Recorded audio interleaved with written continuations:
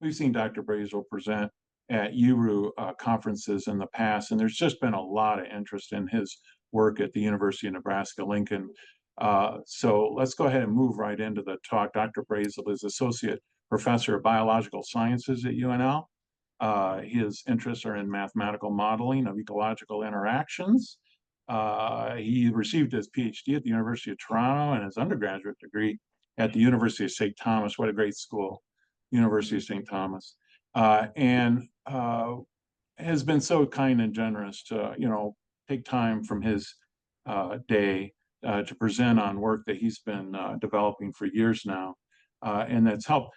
We were just chatting, University of Nebraska-Lincoln has had record first to second year retention this year, which is outstanding. Good news for that university, and it's something that we all pay attention to in our work. So without further ado, and with great thanks, we want to welcome you, Chad. Thank you. Yeah, thank you. Very excited to be here and share with you a bunch of the stuff that I and a team of people here have been working on. I'm branding much of what we'll talk about in the center of this talk, the UNL Course Demographic Suite. So you'll see that word come up repeatedly. Also, just a little bit of background on my path here. So I'm a faculty in School of Biological Sciences, regular tenure line faculty. And for about 4 years, I have had a 40% appointment as the faculty director of undergraduate analytics at the whole university level. Playing that key role of a translator and communicator between faculty and our data people and the dashboards and kind of learning all those tools. And that has played out really well. Anybody wants to chat more about the value of that role, I'll be happy to share stories. This is the same slide that I showed to faculty when I'm bringing into this. So just to point out and keep in our sights the big idea of what we're trying to do here, the whole point of these dashboards that we've developed in this suite of dashboards at Nebraska is to align with our mission, right? That all students should have the opportunity for success in our classrooms, and this includes students across the range of backgrounds.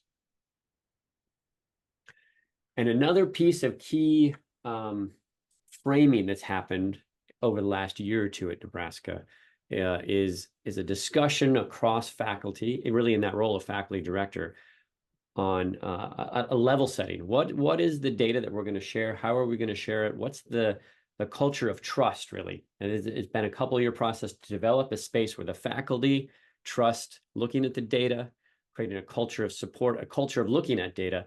And this website that I have linked onto here has this statement in the middle, utility and scope.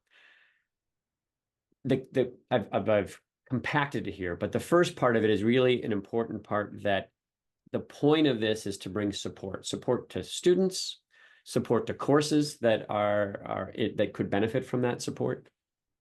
And then for faculty, it was really important that we lay out that middle bolded statement there, giving them a safe space, that this won't be weaponized against you to self-reflect or point out that you might have differences in success rates based on demographics in your class or high DFW rates.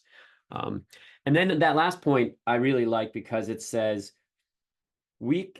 no one should take the complexity of what an instructor is doing in their class and boil it down to some number and say, okay, the DFW rate or the demographic difference in DFW rates represents the entirety. We're adding to the complexity of what's happening. The idea here of bringing in analytics and dashboards is giving you a new flashlight or a new lens to see your class in a way that you haven't. That's the pitch that I give to faculty. And I think it has been, we didn't start with this, we developed it over time, but it's been really important to continue to have this culture and conversation and incorporation of these dashboards into our processes at the University of Nebraska.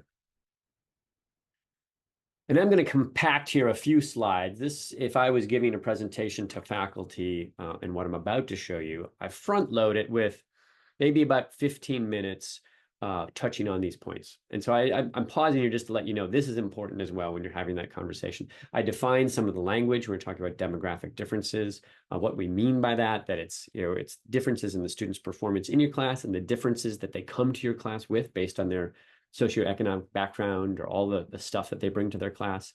There's uncertainty when you look at a demographic difference in your class. Is that something that perhaps you've even made it smaller than it was, and you can't really tell what it was prior to your efforts as an instructor. So kind of give them some framing and how to interpret the data before we have them look at their own data. And then many universities have this notion that it's important to talk about deficit thinking and get instructors to acknowledge that might be happening and shift to thinking about a growth mindset when they think about both their own students and what they can do within their own courses. All right, so that's a little bit of the setup that I wanted to get you to before I get to the meat of it, which is what we're calling the UNL Demographic Suite. It's 5 dashboards. They come from different data sources, but are harmonized in the color scheme, the look, the design, some of the metrics as much as they can, so that they are viewed as one thing from our faculty. I'll talk a little bit about how we onboard them so that it's easy for them to get to this data. But that also facilitates conversations that can be passed between a college and, say, a departmental curriculum committee and individual instructors, because there's the similar metrics and the similar color schemes that we're passing back and forth. So from a design principle, I felt like this is working. People are really starting to see it as one thing if we continue to brand it and show that it is one package of dashboards. These first 4, you'll see on the left-hand side there, are designed for the instructor. They're really an instructor-specific private view. Like you're going into the voting booth, you can pull the curtain and you can self-reflect on what's happening in your course. And then the 5th one is a community-wide view. Many people across the university, from deans to curriculum committees to interested faculty to interested staff, can view this last one that we'll talk about.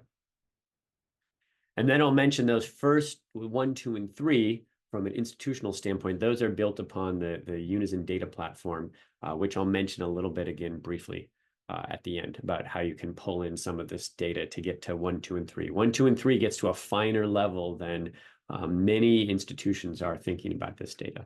And I think what puts us in a unique space right now is this set of dashboards where we are looking at very fine scale things to big things across the university and back and forth, and trying to support the whole conversation across that space. Okay, dashboard 1, 2, and 3, which I'll talk about here in a minute, but these ones are connected to faculty in an easy way because of a left-hand link that we have made at the University of Nebraska. And a few other places are doing this as well. Penn State, Iowa have incorporated these left-hand links, in our case, into Canvas. And then it's what we call an LTI wrapper. So you click into that. What you're seeing here is actually an HTML rendered page. And when you click on one of these tiles, it's going to, what's actually showing is a Tableau is serving the page that I'm about to show you. But from an instructor standpoint, they don't see any of that. The instructor sees that the university has one digital interface, which is where they teach their course. And I've given them a link within there, or our IT group has given them that link. And when you click on that, I now know who you are because you're logged into our system, and I know what course you're teaching. So I can serve a dashboard that services that. And we have a variety of dashboards sitting in here. Not all of them are really wrapped around this UNL Demographic Suite. It's really a storefront now where we can continue to innovate kind of customized dashboards. There's a new one we just came out with this semester that I may mention as well. All right, so course insights, or this link within the course, that's the first step to make it really easy for instructors to access this stuff. The first dashboard that you saw there was called demographic info. This is a screenshot, a little bit modified, so it looks good on a slide as to what you see as an instructor in there, which is the boxes of a bunch of demographic metrics. The priority ones that we put at the top for everybody is race, ethnicity, parental education, i.e. first gen or continuing gen, and gender. And then you can mouse over these. They're interactive Tableau based graphics, and we can pop up some of the details. So in this case, there's 214 students who identified as white in their when they signed up at the university. And so we're reflecting that to the user. I'll mention one thing here just because I think it's a nuance of this that I like.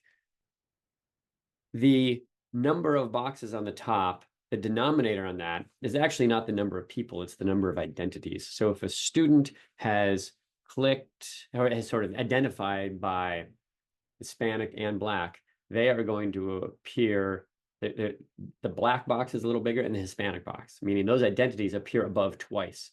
And that helps with what can be the unintended erasure of identities for the smallest population students. So at the University of Nebraska, our Native American Indigenous box is quite small. And in fact, in this particular one, I can tell you that's that green box, and that student has clicked another one. And originally, I didn't even realize that that identity existed in this class. So we boxed that multiracial into another spot. So that sums up to one, but the top one doesn't. Just an example of how the data gets curated for the purpose of an instructor viewing the data, and how are they going to act on that? What's our intention? Which is not that these percentages all add up to the number of students, but that you see the diversity that's in your class and you imagine how you might teach that class with that understanding of the diversity. Another point on this one, and this really is throughout, we have our high priority metrics, which we put at the top, which are kind of synced up with what many people are paying attention to nationally. But we're also really trying to expand the demographic metrics. The top of that list, rural versus urban. This was a faculty who came to me and wanted to write a grant supporting rural students and wanted some numbers on rural students in their classroom. So we went through and made this metric actionable and put it into these dashboards. And we continue to expand. There's a bunch on the bottom that are in progress. And I think that expands the conversation. So we really are not just talking about one or two dimensions of diversity. Clearly, there's some of these that we want to attend to more, but if there's a theme throughout this, it's that I am feeding the curiosity of faculty. We are inherently curious creatures, and we want to give them the ability to explore that data. This just came up actually through a conversation to credit University of Rhode Island, pointed out that on-campus and off-campus housing is a really interesting question that faculty may have, may be relevant to planning an evening exam. So great, that's a great metric. Let's get that in there so we can continue to explore these. Right, our second dashboard in this series, I'm presenting them in a kind of a chronological time period in which you could first use them in a class. So before your class starts, you could look at the demographic info in your class. A week or two into classes, which is where we are right now in Nebraska, you could start to look at this one, click demographics, as I'm calling it.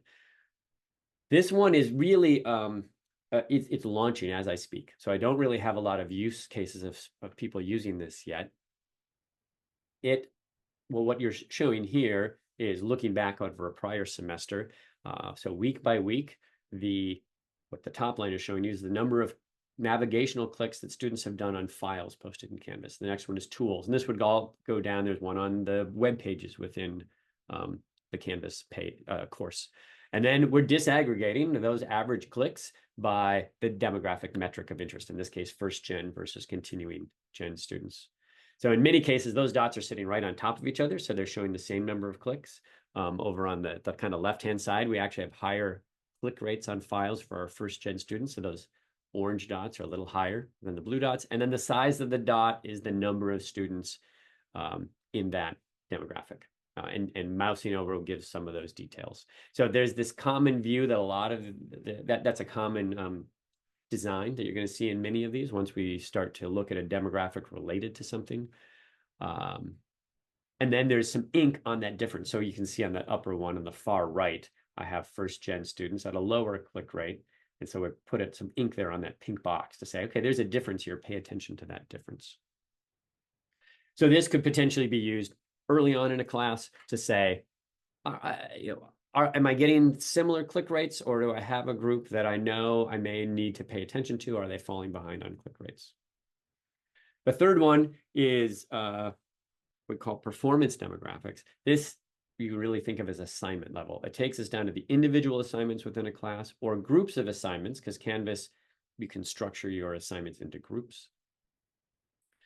The groups that are shown here don't make any sense to you, but it would the instructor, because it would be the assignment groups or clusters that they created. And so that mouse over there on the bottom is showing you the exam group for this course, and the difference in first gen students at sitting at like 78% of the average exam score versus 88% or so. Mousing over that, additional information. So now I can look real time in my class, but this is available about the next day after one issues the exams, or I can look retroactively back at a class to say, well, where are these various things developing? So for example, when I developed this, I knew that in my course overall, at the course letter grade, I had a demographic difference in race and ethnicity.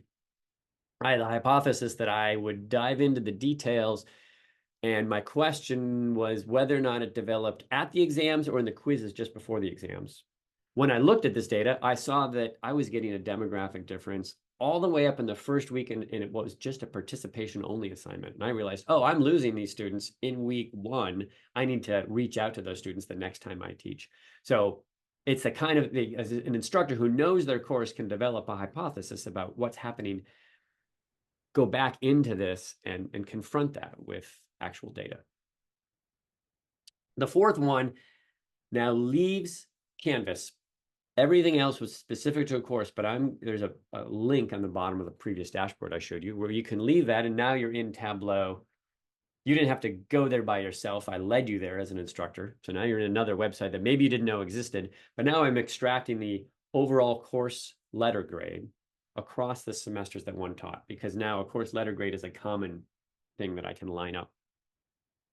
So this is, in fact, my course teaching Life 121, and you can see the various semesters, how it's gone up and down. This is the utility in this one. Well, one is, again, this private space to look at that kind of the overall course grade.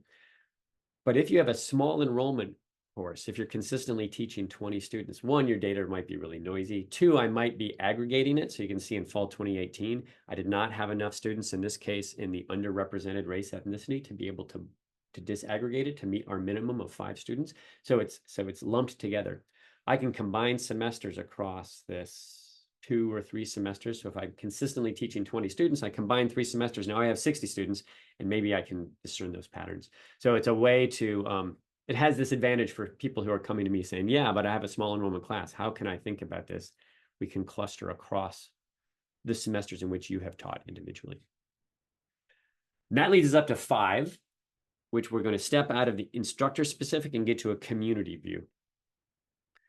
Many people across the university, it's not everybody. The previous ones are actually turned on, I didn't state this, by default for every instructor. We'll talk a little bit about usage statistics at the end, but everybody has immediate access right now at the University of Nebraska, every instructor, to what I just showed you. This one is available kind of anyone who asks, any chair, curriculum committee, or faculty who's interested in it.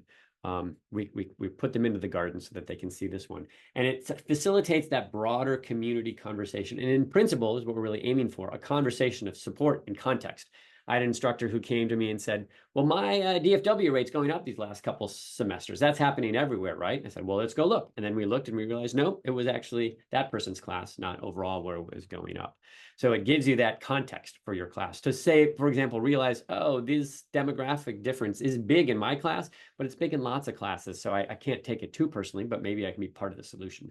That's ideally how we're viewing this. You can choose any level for the whole university. What's the DFW rate across all courses for 5 years? What I'm showing you here is by subject level. We can go to colleges. The finest resolution that we're showing you here is an individual course. So say BIOS 100 over an academic year. And then anything in between summed up across time. If I click on any of these lines, it'll break it out over time, since across time is really a valuable way to think about it. Talk a little bit about the value of trying things and looking over time. So this is an example of a 100 level, all of our 100 level math classes, and now combining multiple demographics.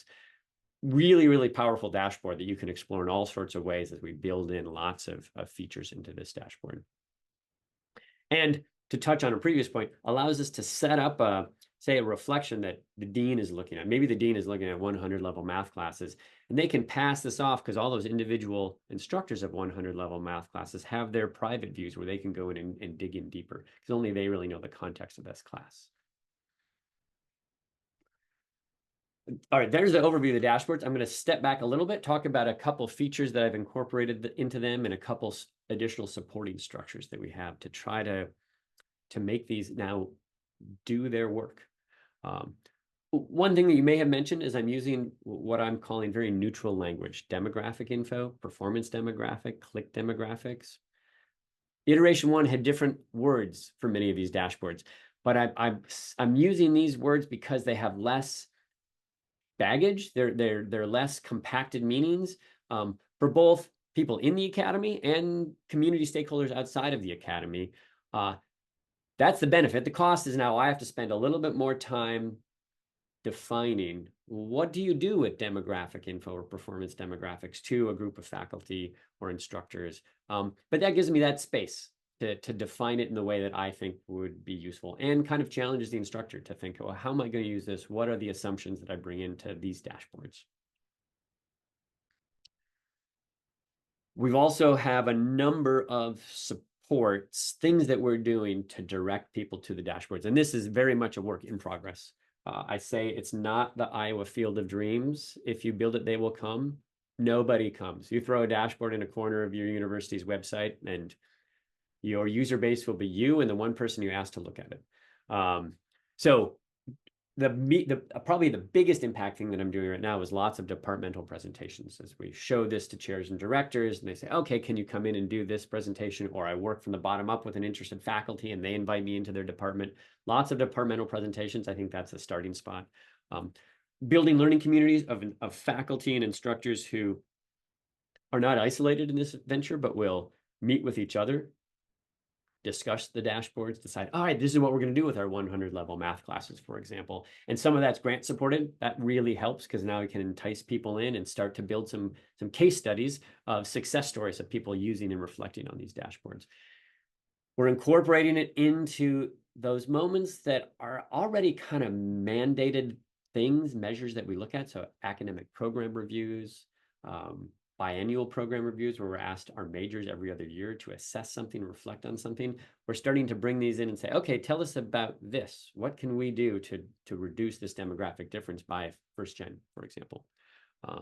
One department in my department has started to incorporate ways to ask faculty to reflect on this in their annual merit review. A College of Arts and Sciences has a derivative of this report. They'll point out that there's an open source version that's related to this, where we're emailing some reports to departments to ask them to think about it. What I've just showed you is very it feeds the interested faculty, but as a dashboard, there's lots of clicking and adjusting, and there's an infinite number of combinations of things that you can get to. So for some of those campus reports, I'll show you a little more static version that we're using for those. And then the big thing that we're doing now, I would say, for the last year, we've been in a soft opening. As we open up these dashboards, we put them on websites. I meet with individual faculty, ask them to look at it, and then we're iterating the structure of them, etc. We're moving now this fall into the grand opening phase, where we really will make big announcements to campus. We're gonna have a campus-wide workshop here on November 1st, where we walk through these, we talk about some case studies, we put people will break out go into breakouts and work with people who know how to help navigate through these, to help them look at their own data. So here's one of those case studies that's actually going to be featured in that workshop. Just in very briefly, a colleague of mine, Clay Kressler, who teaches our intro bio second semester. In COVID, as many of us can relate to, pedagogy got shifted. So he was simultaneously teaching his class so that you could be in person, but we could also complete it all asynchronously at home. And both of those were equally valid. And then there was another semester, another year, in which he still had both of those turned on, and you could kind of float between both of those. But I think he said that you only needed to get 50% of the points for the in-person, like, daily quiz to be able to get full credit on that, right? So it was like this acknowledgement of, let's really be flexible. And then he looked at his own data and realized, boy, if you look at the bottom 25% of the daily participators and the top 25% of the daily participators, it is a massive difference. So he said, I am changing this course policy to say that you need to be in class every day. It's participation points only for those quizzes, but they all count for you. So it's no longer show up half the time, it's show up all the time. He implemented that between the 2 points here, between 2021 and 2022. And largely that is the singular thing that he changed. And then, because he knew these dashboards are available, because I'm constantly asking him to give me feedback on them, he went and looked at them and saw this dramatic closing of the demographic differences, in this case in race ethnicity. I mean, it's amazing, right? When you look at that, you're like, oh, wow. And will it be repeated? year after year. Maybe there's some small noise factors in here. He still had a difference in first gen that was maintained, but it did shrink in this process as well. And it's also this really great story. We often start the conversation on the gaps because we can all agree we want to work on these differences, but all students this is the percent score on their exams and their quizzes, they went up. So everybody benefited from this, even the privileged students, the non-minoritized race ethnicity, which is the big blue dot there. So we are starting to, one, that's a great little study, like, oh, it's working. But also we're going to use this case study to bring it to other instructors, about 8 or so case studies where we can say, you can weave through these things. In this case, I tried something. I want to know, did it work or did it impact the demographic differences, even if it's not the intention of the original change in your course policy. All right, so are people looking at this? Here's some usage statistics I just looked up today. I said year to date, so I took January last year because that's when I had lots of presentations asking people to look at this. So you can see I'm getting about 76 users at the high point, 25 users on some of the lower viewed dashboards. There's lots more than that at the University of Nebraska, lots more people, but I'm pretty pleased with that, those numbers. That said, when I looked in the last 30 days, as we're just ramping up to our new semester now, we're about 2 weeks into our new semester, many of those numbers dropped like 7, 10, right? And when I look back at these 76 viewers, more than half of them are single clicks, right? Somebody who looked at it once when I said, look at this, but there are some repeat viewers. There are some people who are coming back, right? So this is not, I guess it's sort of where I would expect, especially given in this soft opening space. And realistically, we're not going to have all viewers coming to this all the time, but we are getting eyeballs on this. I think there was a success moment I had yesterday when I was sharing this with some of our master teachers and we're helping to plan this workshop. And they said, well, are people really going to, like, is this new information to people, the demographic suite? It's like, okay, for the first time, somebody has told me I've heard about this before, and we need to keep doing that messaging. And then we need to move the conversation from I've heard about it to how do I use it in those case studies to be successful. So we've kind of shifted from the computer side of it. Like we've got a dashboard, it allows you, it's flexible, and now it's really looking to the human side of it, the human resource, the interaction. That's really where we're moving on this. There's my one graphic there's messed up, but we have a bunch, I'll just mention briefly, other supporting dashboards that allow you to explore lots of other various things that aren't necessarily tied to demographic differences. And that's part of that culture of data. I've highlighted these ones, but they don't exist in isolation. So yesterday I was talking with a group of faculty that wanted to know about how the course grade in organic chemistry feeds into the course grade in advanced biochemistry class. Great. We have another dashboard, and so I walked them to that space. So you have to build the whole culture, not just these in isolation. I mentioned Unizin, that some of this data is coming from, and so it's useful to note what they are. This is a consortium of currently of these universities. There's been a couple of universities that have been added in the last year and a half, a couple that have dropped. In principle, this is negotiating big tech contracts, but Unizin also has this pretty magical back-end data that they support if you're a Unizin member, called the Unizin Data Platform. And it ingests all of my registrar data and all of my Canvas data, including all of those individual navigational clicks. And it makes it very easy to put together the back-end data that supports some of those dashboards that I showed you, especially the 1, 2, and 3. That's kind of, well, the expensive package would actually be to hire everybody to do it yourself. I'll note that one of these institutions recently joined because they realized it was cheaper to have a consortium do some of this back-end data analysis and structure than for them to prop up a bunch of individuals and learn it themselves. That said, I'm working with some other universities, realizing we're all very differently resourced. And so I've recently put together an open source option that follows some of that same design principles. Typically, if you don't have kind of ingesting back-end data, you can't do all of these, but you often have some data structure that tells you your course letter grades and relates that to some demographics. And so this open source option is designed to give you what I think is a very functional graph, that graph before they're mouse over kinds of graphs, I've been working with the University of Rhode Island, who have just been great participants in trialing some of these things and building up a dashboard. The other beauty of this, and this is inspired by a seismic collaboration, we can embed prompts, questions, literature links right with the dashboards and give something you can email around. So sometimes that works better than this crazy interactive dashboard, especially if it's coming from on high. It says, hey, look at this, process these questions, look at these two versions of this graph, and then everybody's looking and having the same conversation.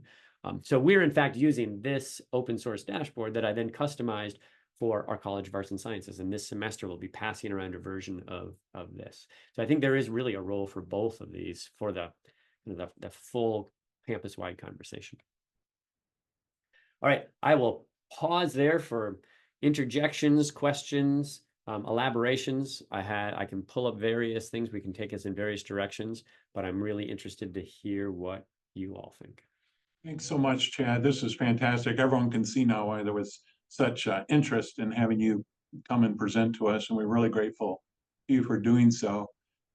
Matt Kaplan from the University of Michigan put in the chat a question. Matt, do you want to pose it for everyone's benefit? Thanks very much, Stephen. And Chad, this is fascinating. Thank you so much.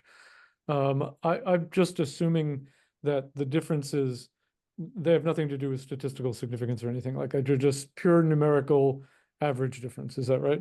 Yeah, let me address that. That's a great question, and especially a question that comes up, maybe 20 minutes into a conversation. It's not the first thing, but it's maybe the third thing that comes up when I'm working with a group of STEM faculty. And it's actually I have a background in ecological statistics as well, so it's a question I think a lot about.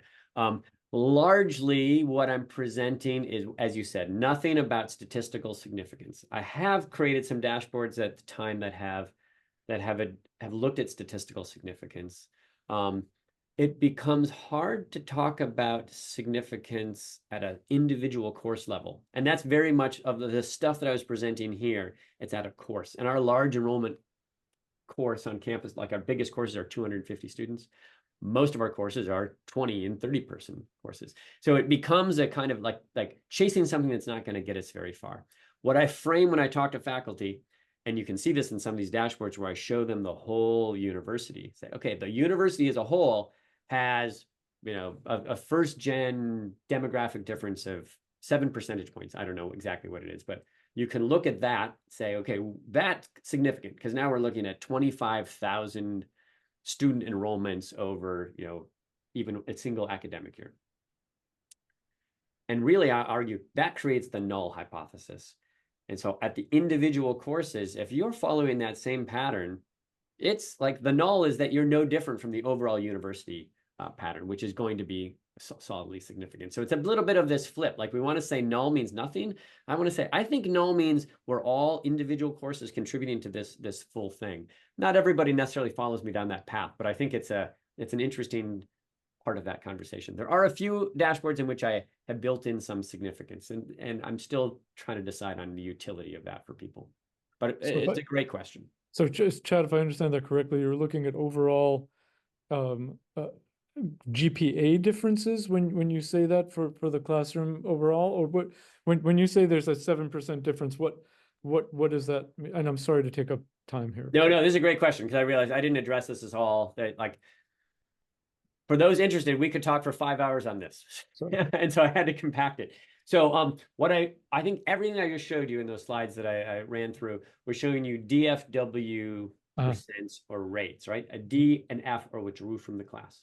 But in all of these many of these dashboards, when I have it, I also flip it so you can look at the grade point, the average grade in that class. So you're not just binarizing it.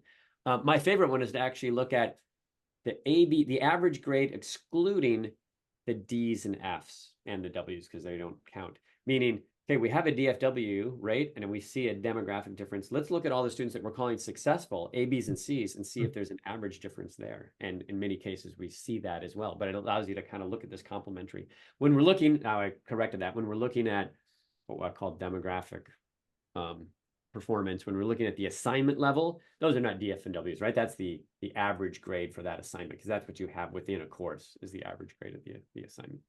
Thank you. Very flexible. Yeah. Yeah, the intention is to give as much flexibility so that faculty can kind of pursue. I mean, the first reaction whenever you show faculty is this is, oh, well, what about that question? Because we're curious by nature. We ask questions. And so you've got to feed the curiosity of faculty. Mary, go ahead. Yeah, Mary Wright, please. Thanks, Chad. This is an amazing tool, and I'm grateful to you for showcasing it.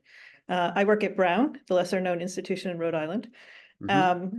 A question I have for you is there's so many levers and so much complex data going on. It strikes me that it would require a lot of sense making on the part of an instructor. And so I'm curious if you're partnering with your Center for Teaching Learning or others on campus that really would have a conversation and in a more extended way process what are the actionable steps to influence the course environment to address some of these opportunity gaps. Yeah, I actually hear two questions in there. So let me address the first one, which is the complexity. And I think it's I'm increasingly understanding it's all of the above. I have faculty who are ready to engage and they want to go down their own rabbit hole to say, okay, is it that issue? Is it that, that assignment that I do on week 3 and that the students aren't clicking through on the PDF? So I've given them the tools to go down that path. But then we have faculty who are kind of more instantly overwhelmed because maybe it's the first time they thought about this, or maybe they're, philosophy faculty and looking at numbers and graphs is not their thing, not to diss philosophy, but, pick your thing that's not, say, a STEM faculty, and they're more about qualitative stories. That's those reports that I mentioned, the kind of that open source report where we're making more of a static report and we're simplifying the narrative and we're saying, let's start at this. So what we're circulating around to our College of Arts and Sciences this semester is a report that just shows, I think it's first gen differences at the 100, 200, 300, and 400 levels within your course. So let's just start with kind of a simple graph, and then here's 5 prompts to think about. So we have to simultaneously feed the data hungry and the data scared and everybody in between. And the second question that I heard in there is typically you look at this data, and I would say everybody, including myself, goes through the stages of grief, like denial to anger, and essentially you're at acceptance. And then if you're at acceptance and you're not, say, an English faculty who studies race, ethnicity in your career, if you're a biochemist, you're like, okay, I get it, tell me what to do. So then it is the Center for Transformative Teaching, that's our Teaching and Learning Center, to come in with sets of workshops, resources. This book, we're actually buying this book and going to hand it out to all the participants that come to the symposium that we're having this fall, that is in collaboration with our Teaching and Learning Center. And then they're planning on having follow-up readings of that book into the spring. So yes, kind of all of the above. And I think it gets complicated. But yeah, that's great. I do think it's going to need to be beyond a short workshop, though. Absolutely. And really have more extended discussion or a learning community. So that's great that you're thinking in that direction. That's why I'm not joking about the 5 hours, right? So sometimes we have grant-funded workshops that are multi-sessions across the semester. I'm working with a learning community. We're really developing this. And then, yesterday biochemistry said, oh, and can you do all that in 25 minutes, right? So now I got 25 minutes to go in. So I have to have the elevator pitch. You're constantly using the space that you have and the capacity of faculty in all they're doing to address this. It's tough. Thanks, Chad. Yeah. Chad, Galia in the chat posted a question. Do you want to ask it in person? Sure. From Florida my State question is University, please. Yeah, Florida State. It's really a simple question. Were you able to leverage this suite of dashboards for any of your accreditation related work? Was the primary goal of these somehow related to that work? Just would like to hear if you were successful in actually leveraging this resource. Yeah, it didn't drive it in its origin. Excuse me, what drove it in its origin was really like, a couple kind of visionaries. Amy Goodburn, who's at the University of Nebraska, and I report to in this position, is just like full credit to Amy in consistently setting up the resources and positioning us to have this conversation. The immediate question is, we'll see. We're about to do our Higher Learning Commission accreditation coming up, and we're gearing up. And so I'm certain that we'll feature this to say, look, we are having this reflection, and we would like to highlight that and lift that up to the big accreditation level. In our some of our smaller like unit level accreditations that's happening, there are some of these dashboards that I'm working with them to structure it in the way that they need, but then we'll bring in some of the demographic differences. Sometimes even if it's not asked for, like, oh, you're asking for that accreditation, let's look at your rubric accreditation disaggregated by a priority demographic. So I would say I don't think in any case that the accreditation agency is driving it. We're really trying to highlight what we're doing in those accreditations, or use accreditation to get more eyeballs on these dashboards. Kim from Arizona State's next. Hi, thank you so much for the presentation. I had two questions at your institution. So Canvas was a big part of this. It's a big driver. It's Direct Connect. Those are all great things, something we've struggled with when we've built similar things. But do all instructors use Canvas for all of their assignments and graded assessments?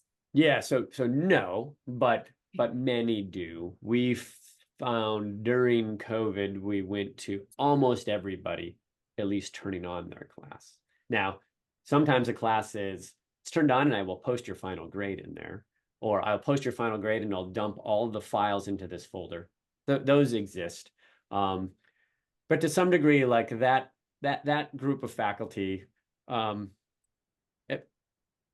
I don't spend that much time thinking about them, right? I still have a group of early adopters that I want to engage in this process. I very loosely lump my faculty into the resistors, the early adopters, and the middle. And I want to expand my early adopters, build those case studies, so I get the faculty in the middle that look over and be like, oh, okay, that's doable. I see how that can be articulated in this smaller step. I see, say, this small pedagogical step that I could make. So I don't worry too much about that.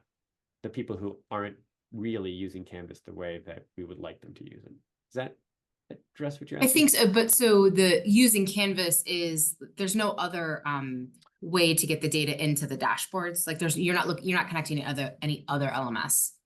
So, well, we only have one LMS, but in principle, this is kind of the beauty of Unizin. They have what they call this ideally their data platform. They would love to work with other universities that have other LMSs so that they can have a kind of robust universal system. That's how theirs is in principle structured. They don't happen to have a non-Canvas user right now, but if you are a non-Canvas user, reach out to them. They are curious.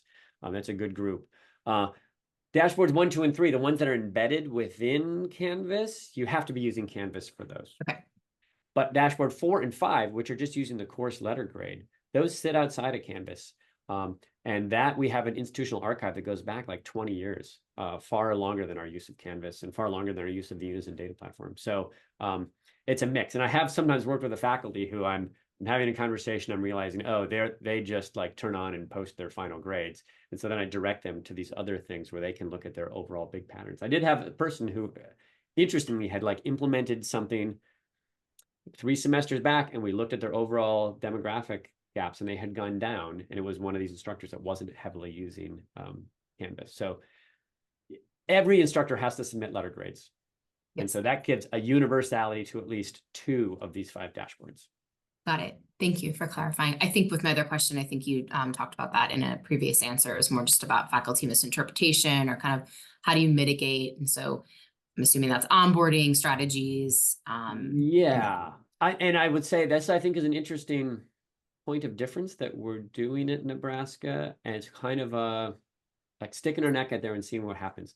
My impression in some other institutions that I'm collaborating with or having conversations with that have these kinds of views is that they will put up a fairly serious set of training, say, okay, well, you have to participate in this workshop or do this training. And we're kind of doing the other side. We're just saying anybody can come and look at it. That said, the only people who are really coming to look at it are the people who want to see it. But I'm prepared for the moment where I might have somebody who kind of with poor intentions might come into this space and decide, oh, I'm going to look at that. And we honestly, we haven't faced that yet, but poor intentions can happen in lots of different ways. So we're trying a different model, which is just stick it out there. There's occasional moments where I've had faculty in like a department that were really concerned that this overall looking at the full set of DFWs, everybody knew who taught this particular class, even though I've aggregated it to one course across a full academic year. If you have inside information, that's one instructor, and you can look at that high DFW rates. And so it's about developing that culture of support as well, to be like, oh, okay, but haven't we all been there? I tell this story, and this doesn't always apply, but it's actually on that website of our utility and scope, this analogy, to create the kind of the hypocrisy of overjudgment. In many departments, we kind of, on first principles, know that our introductory classes have our biggest demographic differences, often our highest DFW rates. They're coming into intro bio in my space, and they struggle. And over time, we have taken our best instructors, sometimes what we call our professors of practice, and we have put them on the front line of education. So I have some of the people I believe in the most teaching our introductory courses. So if I line up the demographic differences per instructor, I'm also going to see at the top of the list, the person with the biggest gap is the person I know is probably our best instructor. And I can guess that it would have been way worse had they not been doing all the amazing stuff that they're doing. So right there creates this kind of like, to me, disconnect that points out you can't overjudge on these things. We have to create a culture of support and conversation. It's kind of why I showed you some of this stuff that, like, I don't know, does the University of Nebraska excited that if you went back and through those slides, you would see some pretty big gaps in some of our subjects? We have to make this less scary and more conversational and more okay to talk about, in my opinion. Thank you. I appreciate that perspective. Thanks for your questions, Kim. Hillary from University of Texas, Austin. Hi, Ted. Thanks for doing this. I've got a few of my UT Austin colleagues here on the call. We just joined Unizin. Yeah. So we're excited about that. And we're Canvas also. So Jeff Friels, who's here, is working on getting Unizin and all the Canvas data. And I am wondering, do you have, besides classroom data and sort of grade level data, one of the things we want to look at is interventions and whether or not our programmatic interventions are making differences for students. That's really challenging. And I don't know if do you have a solution to that? Is it like creating Canvas shells and dumping students into them by sort of program, or does Unizin, or do you have dashboards that connect with like a CRM, like EAB, for example, anything like that? So we can sort of like group students by what they're getting and how they're doing. Yeah, when you program, let me see if this is an example. So we have like a first Husker program. So our first generation students, they might enroll in this program, Right. And then we offer them some seminars. And so now and there's a number of things like that of student, either affinity groups or specialized things, maybe Greek life as an example. We want to know who benefits that from Greek life. Yeah, I would say all of that is sitting outside of the Unizin Data Platform, in part because we're typically going back farther. Now we have about 5 or 6 years of data in the Unizin Data Platform now, but we have institutional archives that'll go back 25 or 30 years. And often we're looking at overall course letter grade, so we don't need that within course information. Or we're looking at graduation rates, which are really sitting outside of the Unizin Data Platform. Yeah. So there's various analyses that we have done to show the utility of some of those student groups. And in some cases, we've said, oh, and look at these levels of student groups. They're not actually benefiting students as much as we think they should. And we've kind of reanalyzed and thought about how those ones should be supported and structured. So I would say, yes, we're having that conversation about groups. It's also complicated in that you never change one thing at a time, right? So actually our chancellor just wrote out a statement how we're celebrating our highest first to second year retention rate that we've ever had. And I'd say there's about 25 things that we did to try to affect that. And it's hard to parse them out. That's actually a good story for instructors as well. When I'm talking to an instructor, many of them will say, okay, great, you've convinced me it's an issue. Now tell me the one most impactful thing I should do. It's like, I don't know, I've got like 30 things here and I don't know what's the thing that's going to have the most impact on your course.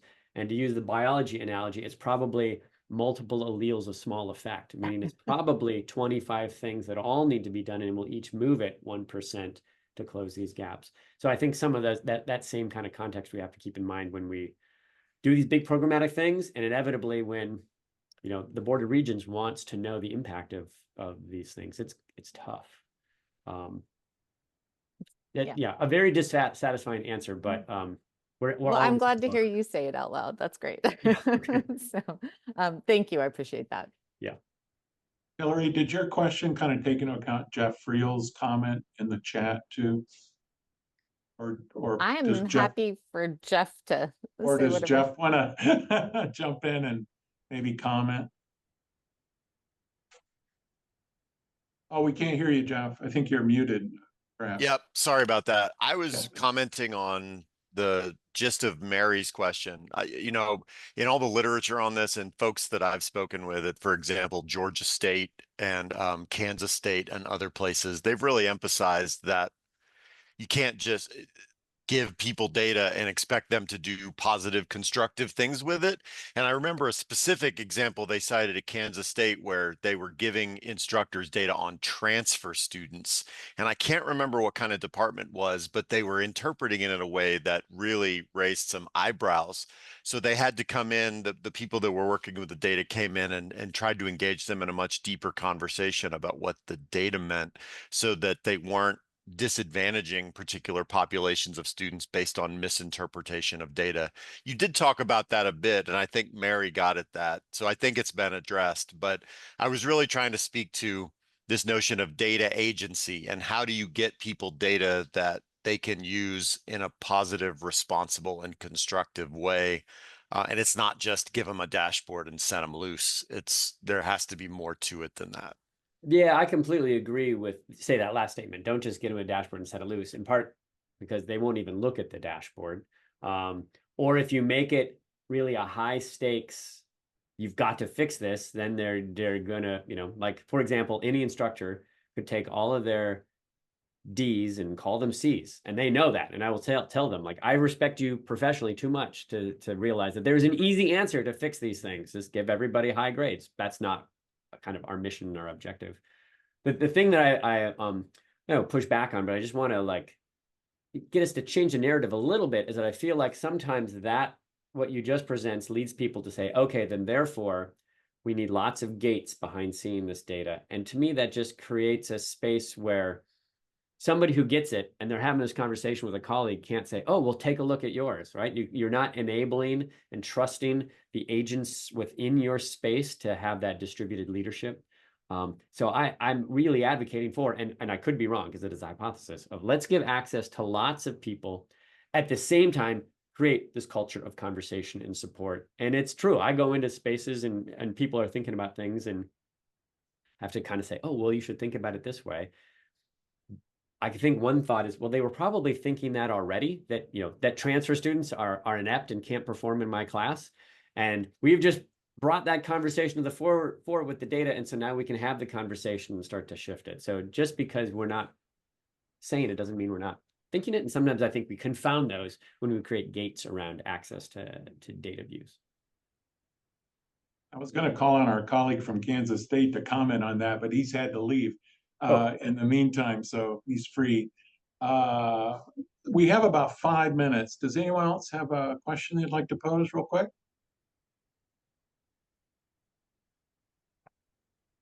If there's not, Chad, I was wondering if you might want to summarize based on all the questions you're hearing and what you left out of your remarks, because like you said, you could go on for, this is a big complicated topic with lots you could say about it. Do you want to add anything here at the end and conclude? Well, I'll just advertise I'm happy to have one-on-one conversations with anybody, or to share basically all the stuff that you've seen. Our IT group has had meetings with other universities and talked about how to get the things embedded within Canvas. Tableau dashboards are a little hard to discern, but I'm happy to send you any of those things. And we have the open source stuff that if you use and you're like, ooh, I found some problems with it, please let me know. I think we're having we're in a big national conversation moving forward. I plan on having a poster on this at the URU conference in January, and you'll hear updates if you chat with me there about how it went across this semester. So there's huge everyone's conversation. motivation for registering for the national Come to conference see me in exactly. January to see that poster. But thanks for your generosity, Chad, both for offering to help people one-on-one, for doing this town hall, for everything you've done, and good luck to you with the big rollout this fall and the convening on, did you say November 1 on campus and everything? Yeah. Good luck with that. That sounds amazing. We'd love to hear how it all goes, kind of follow the change management dimensions of all of this, as well as the dashboards themselves, right? Yeah. If there's one big idea that we didn't touch on, I'll say in my last minute here, and we talk about change management, for any administrators who are still around, really key to my success, and I didn't put this in here, is about 5 key people, from our registrar to our key IT people, to the data stewards, to academic affairs, to our chancellor. All of them are either actively supporting or passively supporting, and that is, any of them can be a singular roadblock and are at some institutions. So huge acknowledgement to them.